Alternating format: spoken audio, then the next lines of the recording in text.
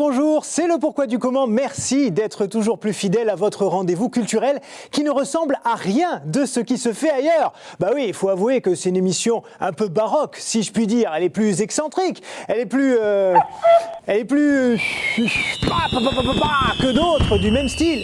D'ailleurs, le saviez-vous, ce mot baroque, qui est aujourd'hui associé à tout ce qui est extravagant, est en fait un héritage de l'art religieux des XVIe et XVIIe siècles. Bon, vous êtes prêts pour une nouvelle émission Baroque and Roll? Alors installez-vous dans votre barocking chair et je vous raconte tout. Vous le savez, les persécutions contre les premiers chrétiens cessent à partir de l'an 313, au moment où l'empereur romain Constantin accorde la liberté de culte à tous ses sujets. Du coup, les croyants ne sont plus obligés de se cacher et c'est le temps de la construction des premières églises.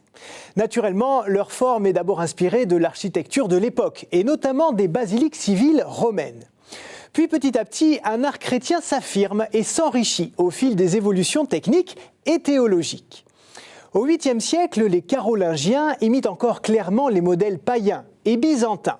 Mais on fait davantage de place dans le chœur pour accueillir un clergé plus nombreux et on ajoute un clocher pour appeler aux offices. Au XIe siècle apparaît ce qu'on appellera l'art roman, caractérisé par des rythmes simples et clairs.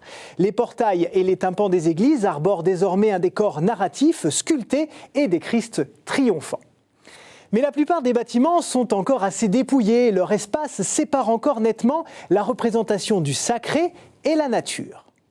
Au XIIIe siècle apparaît ce qu'on nommera le gothique, un nouveau style encore plus audacieux et ornemental.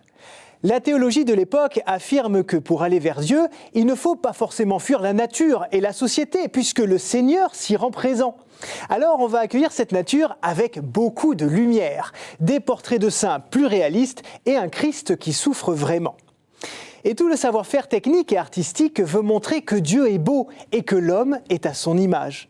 La plupart des cathédrales sont donc désormais construites avec une façade très travaillée à 2 tours, séparées par une rosace.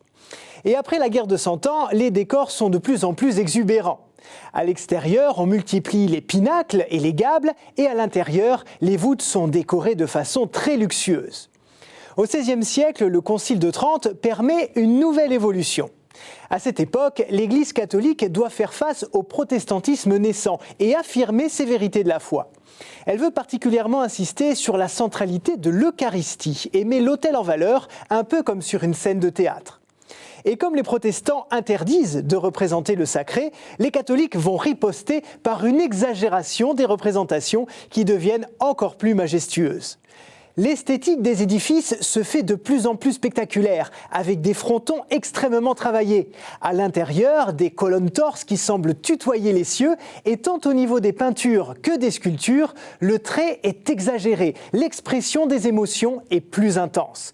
On demande en fait à l'art de convaincre par sa virtuosité, avec des trompe-l'œil qui semblent ouvrir les plafonds sur le ciel. C'est la recherche constante du plus inattendu et du plus théâtral. Et d'un coup, notre expression prend tout son sens. Quand depuis le XVIIIe siècle, on dit que quelqu'un ou quelque chose est baroque, eh bien on évoque tout à fait cette démesure, cette surcharge de décor considérée inutile, parfois c'est vrai, qui crée l'étonnement, voire l'incompréhension.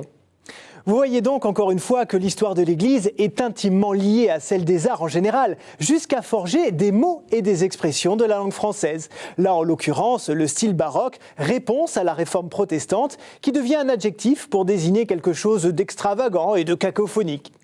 Voilà, maintenant vous savez tout ou presque de cette histoire un peu barocambolesque. Merci de nous avoir suivis et à la semaine prochaine. Au revoir.